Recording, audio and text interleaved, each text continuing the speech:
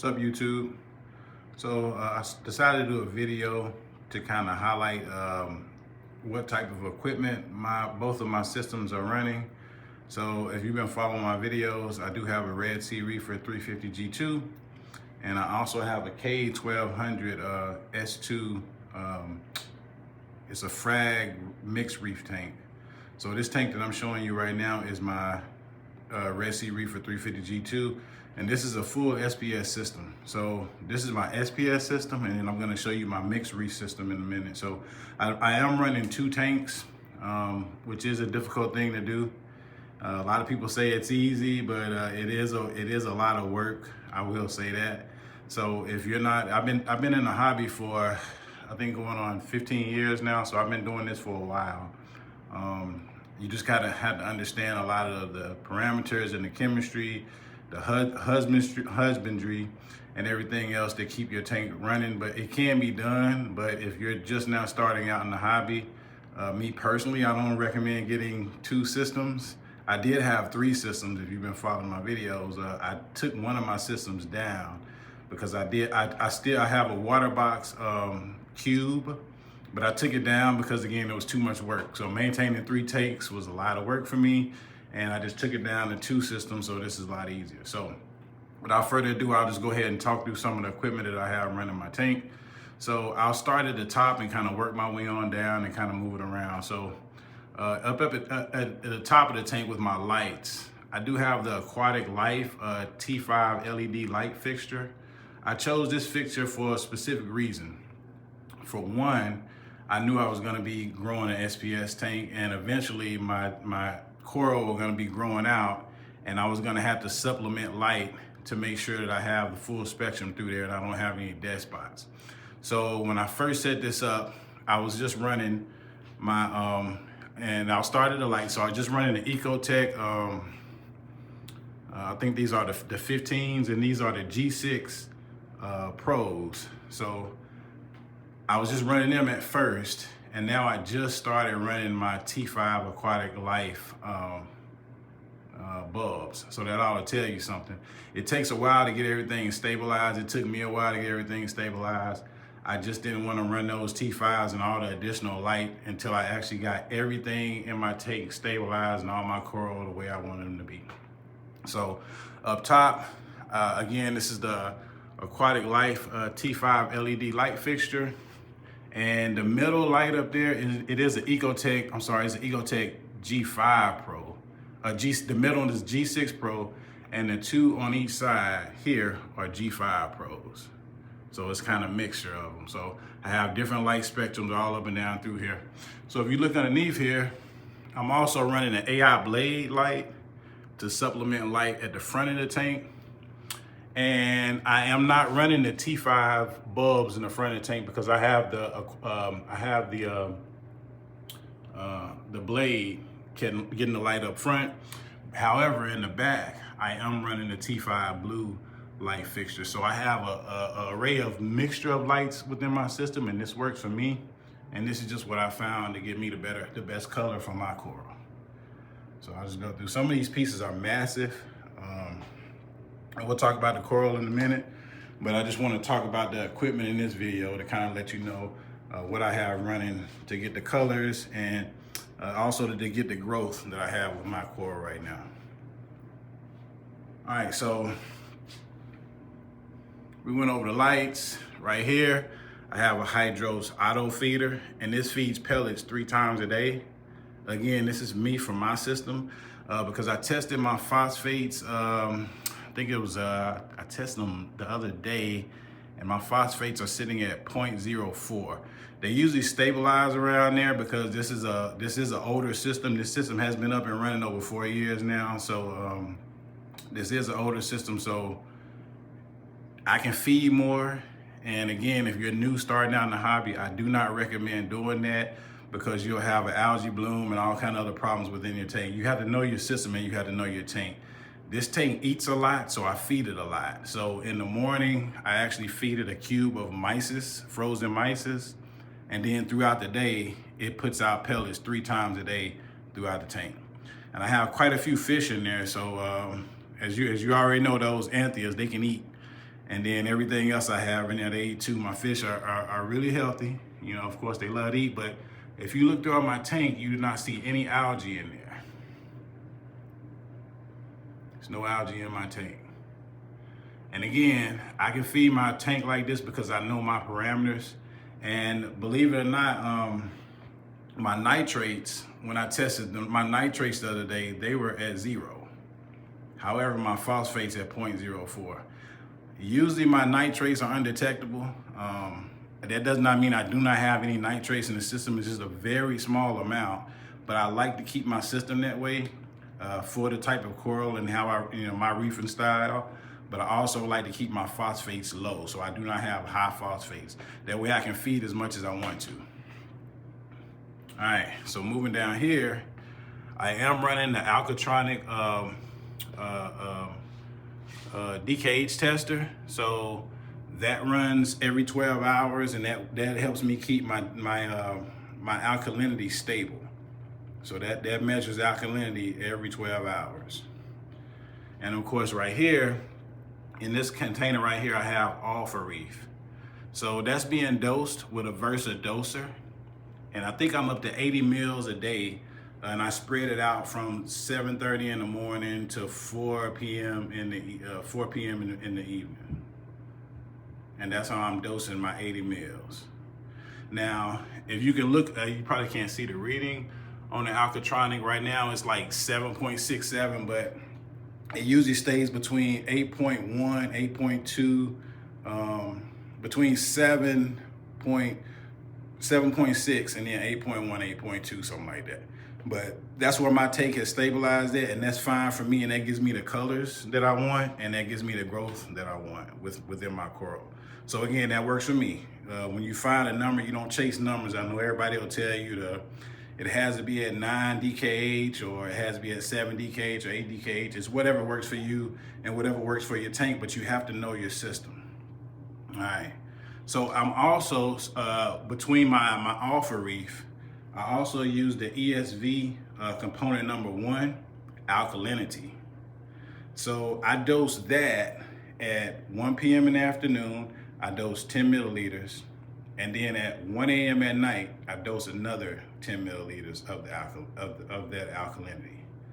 So that helps me keep my Alpha Reef stable, because again, Alpha Reef is giving you all the other essential trace elements and all that kind of stuff you got in there. And I've been using this for over a year now. So again, I've proven this in my system. So the chemistry of it works fine, but you don't increase your Alpha Reef. And I've learned that the hard way. So if your alkalinity doesn't get to where it needs to get to, you do not have to increase your Alpha Reef. It's a balance though. You just have to find that balance. And mine is sitting at 80 mil. I may increase it a little bit more now that I have more growth within my system. But you just got to find that balance. And I dosed that alkalinity from a container that's down at the bottom there, and it feeds. If you notice, my tubes for what I dose does not go into my sump. I have everything dosed right into the top of the aquarium, and I actually have the tubes going underneath the water, and that keeps them from getting clogged. Now, the way I'm running them, it doesn't cause a back siphon either, because I've tested it over and over and over again. But how I do it, it just works for me, and it's just fine. All right, so I'm gonna go underneath the tank, and this is a bit of a mess down here. It may look like a mess, but for me, it's okay. I do have a aquarium controller here, which is a Hydros, and with this Hydros, it's on the controller board. Now, when I first set up this controller board, everything was nice and neat and everything, but what I found was when it come time for me to do equipment maintenance, it was a nightmare to get back there to try to find everything and unplug everything to get it where I need to get to. So what I did was, this is just for me, I just took everything to where it was accessible, and when it comes time for me to unplug something for maintenance, or if I want to swap something out, I just go underneath there and I swap it out. So the Hydros is good. And again, I like it. So what's dosing the alkalinity? I have a Simplicity doser. Again, nothing too fancy. I try to keep everything as simple as I possibly can. I do have a Simplicity doser, and it does have 4 dosing channels. but of course I'm only using one. At one point in time, I was using 2-part, which the calcium is hooked up underneath here, but I'm not running the calcium anymore. I'm only dosing it with alkalinity. And all my magnesium and other trace elements and everything else, I get that from my Reef. Okay.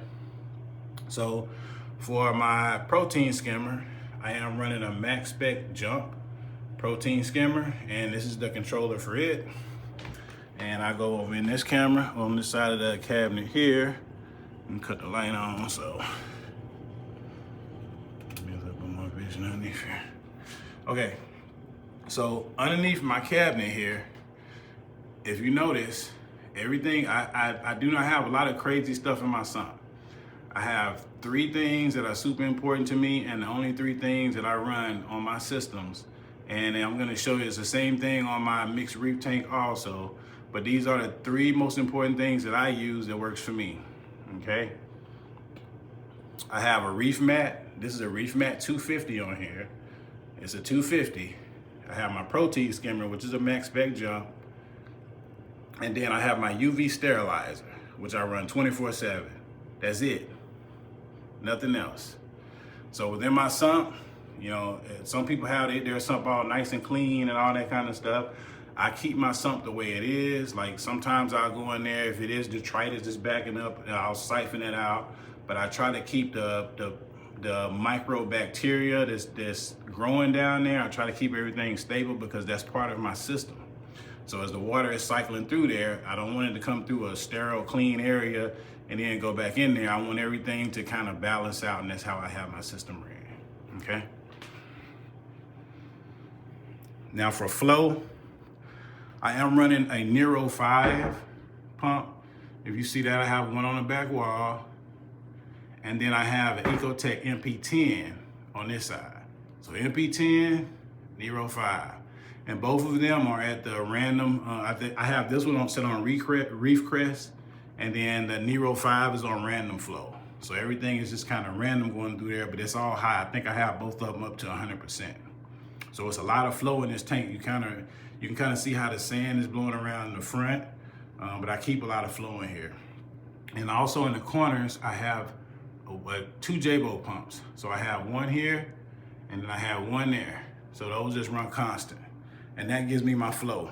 If you can see how the water movement in the top and how everything is going, my flow is pretty heavy in this system because it is fully SPS and it's all SPS.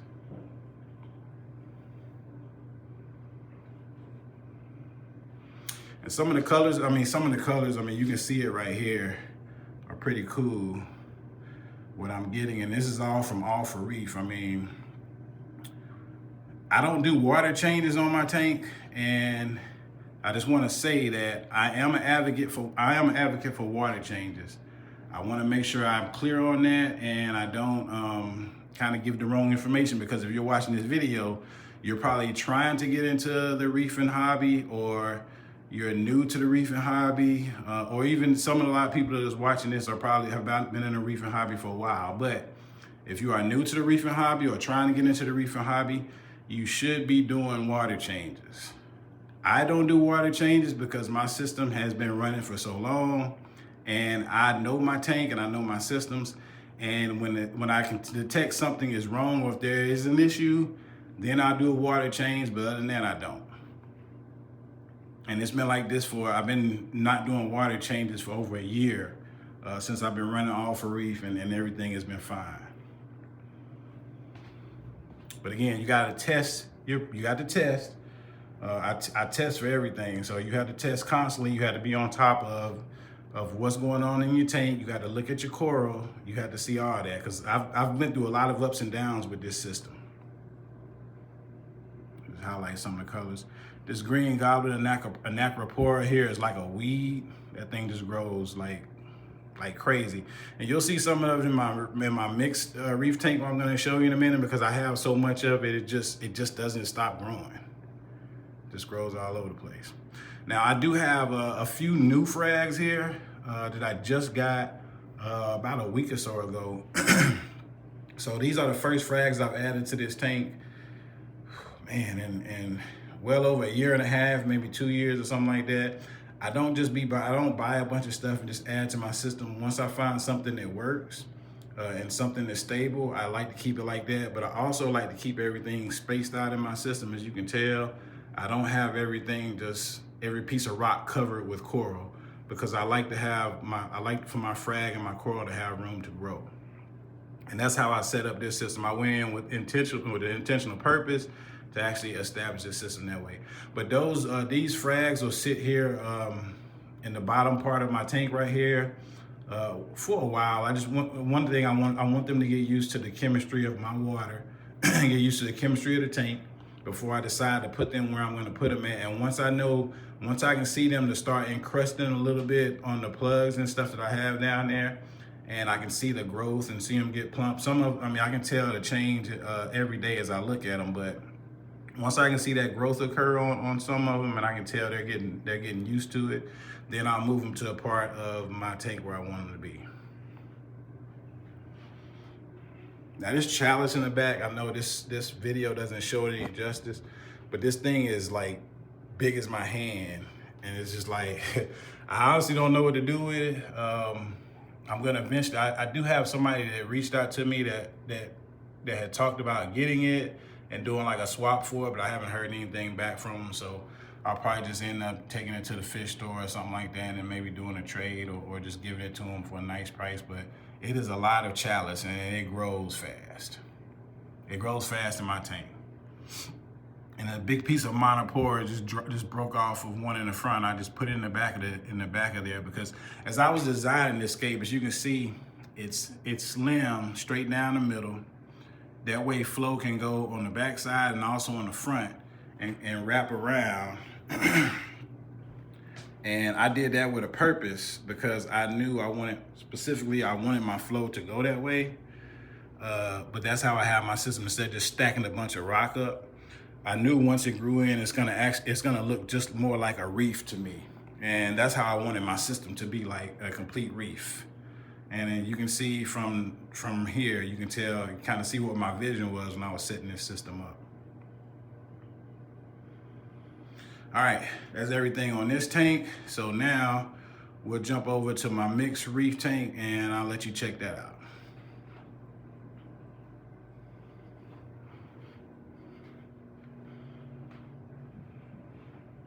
Okay, so this is my mixed reef system, and interesting enough, when I first set up this system, it was supposed to just be a frag tank, and I was just gonna use this tank to propagate my SPS frags and so on and so forth. But long story short, I started off with no sand, and when I was trying to cycle this tank with no sand, it was my first time doing anything with no sand.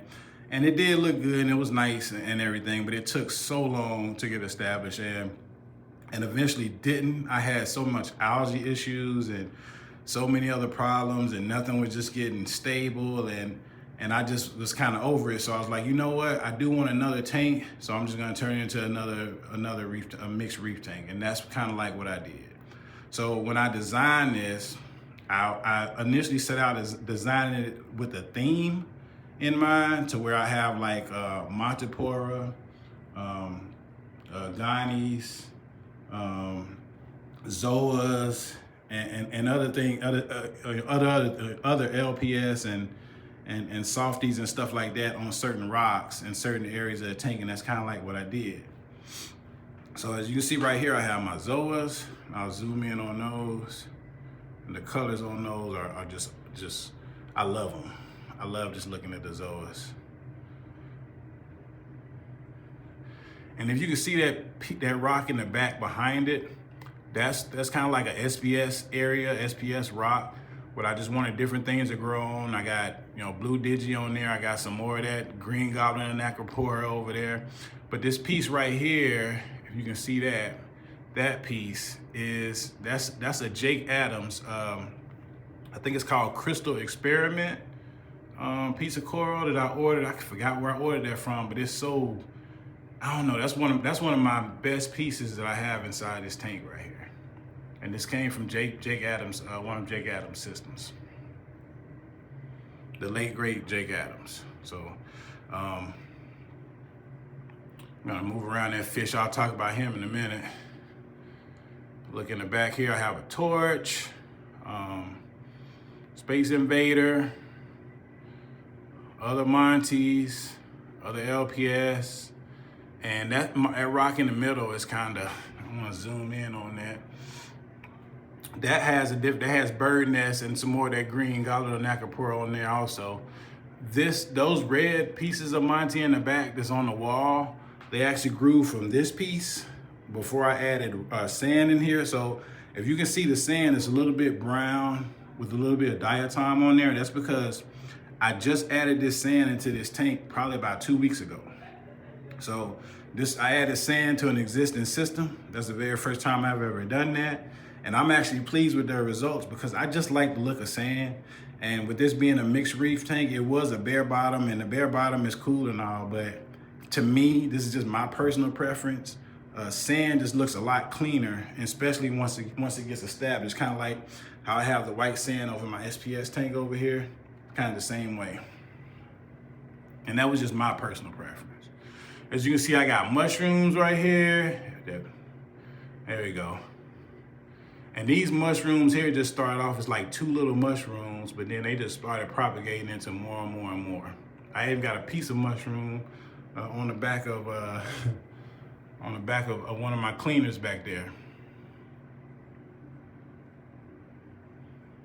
GSP, which I keep it. I like GSP, but again, GSP, you got to keep it controlled. I have some here, and I have some back on that rock here. So these are different rock structures that I have in here. Kind of like a lagoon style in a sense is how I set it up. Just like with this Ghani here, which is this red Ghani. This thing is just, I love it. It's another one of my favorite pieces of this tank. And just a little coral like that. Now these hammer here, I did have I had an aptasia problem over here, and I put an aptasia eating filefish in there, but he was going to town on those things, and they was almost, I thought they were dead. But I caught him at night when he was sleeping, which I found it was the best time to catch an aptasia eating filefish. And I put him over in my SPS system, and over here he's controlled over here because this has more of my aggressive fish in it, and he kind of stays in his place. You see he's in this corner down there, and the flow is so heavy in here, so he can't hover over anything, kind of mess with anything, because he gets blown all over the place. So this is the best place for him for me. All right, going back to my mixed reef tank. See, I get a better view here. Kind of see down through there. But this coral here, which is that green goblin and acropore on this rock, as you can see, that's like literally, it's literally growing out of the water. Like it's all up right up here at the top. So talking about what I run on this tank too, because again, that's the topic for this conversation. Same thing up top. I have Aquatic Life T5 light fixtures, and I had the same thing in mind when I set this up. And again, I set it up initially as a frag tank, but I knew eventually I wanted to have the flexibility to change the light spectrum and to get more power if I needed it.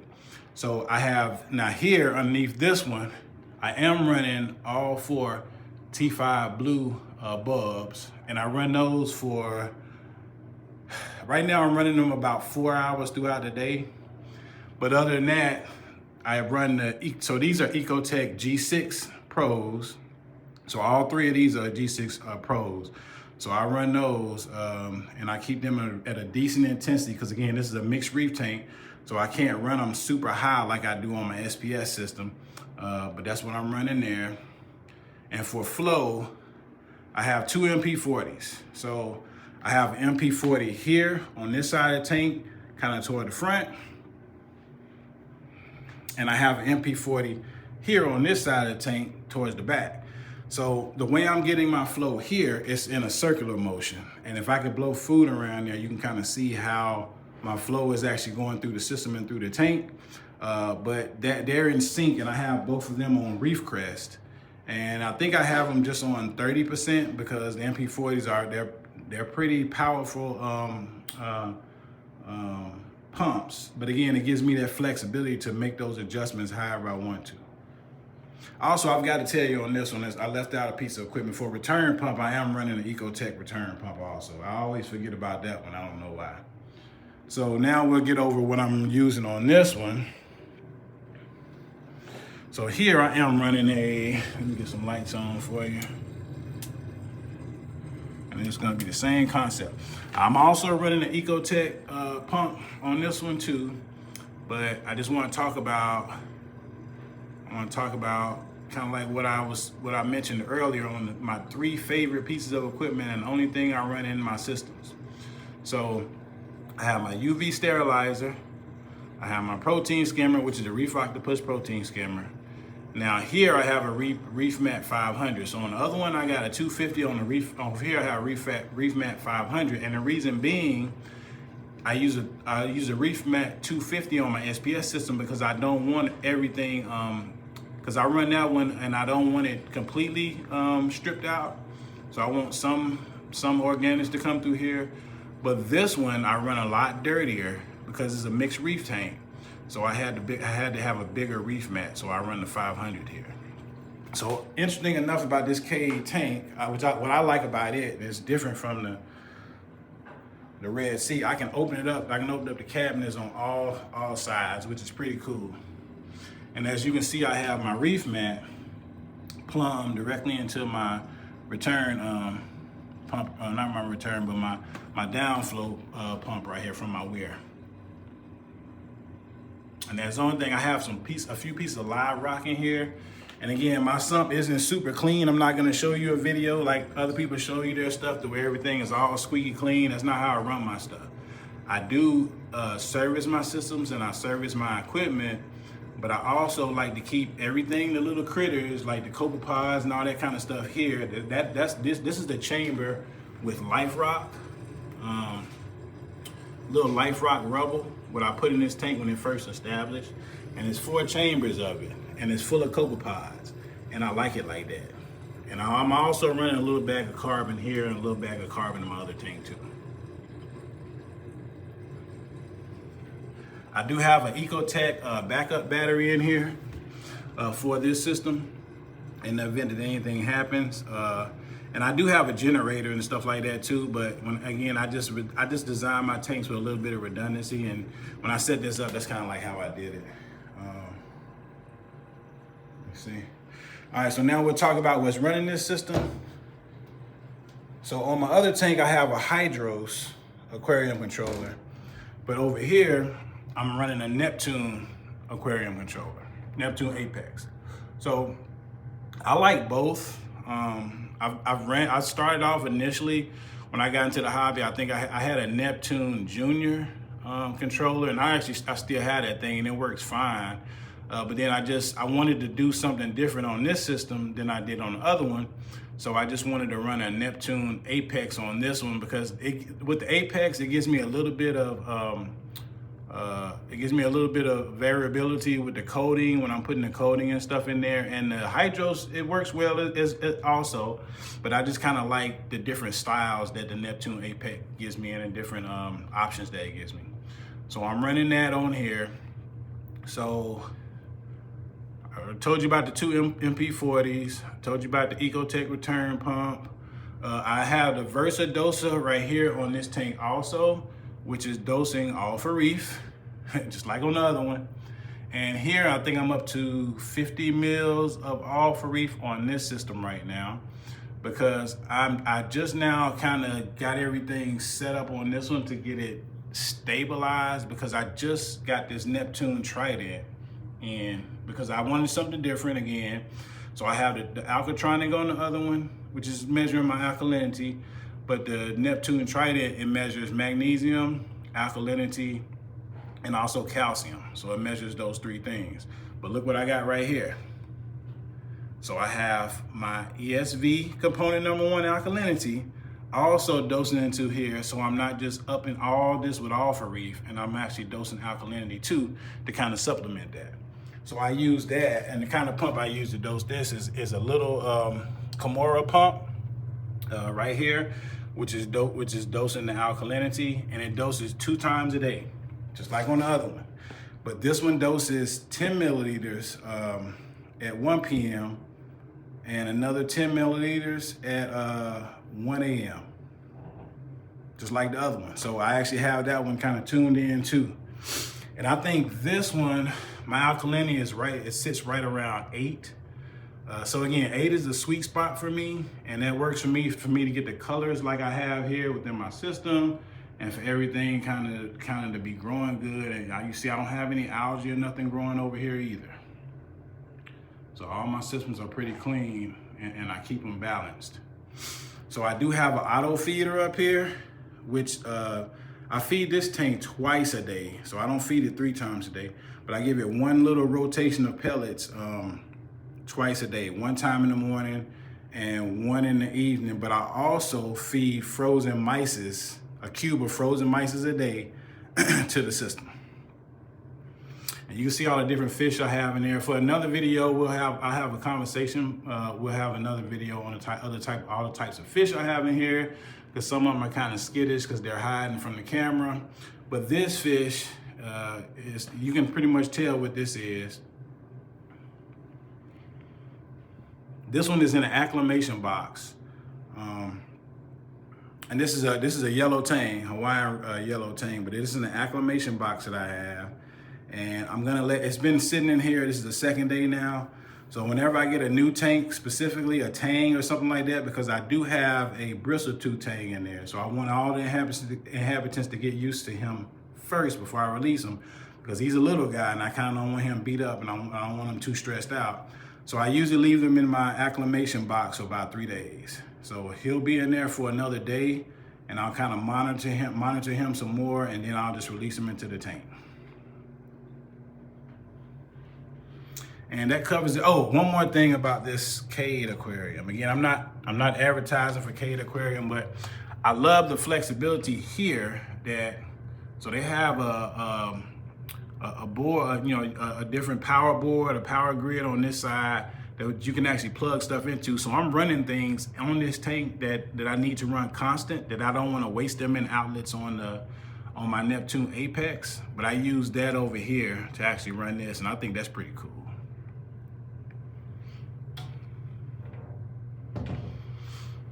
And for my T5s, like I said, those run on this tank. I think I got them up to 4 hours out of the day. They'll cut on like around 12 noon and then cut off at like 4 p.m. And then that's it. Sorry about the super long video, but I kind of wanted to take the time to kind of show everybody all the equipment that I'm running on my mixed reef tank and also my SPS system. So I hope everybody enjoyed the video, and comment, like, subscribe, and all that kind of stuff. I'll make sure I put out more content on some different things I have going on with these tanks. I'll try to put out as much as I can so everybody can follow my journey. But thanks for joining.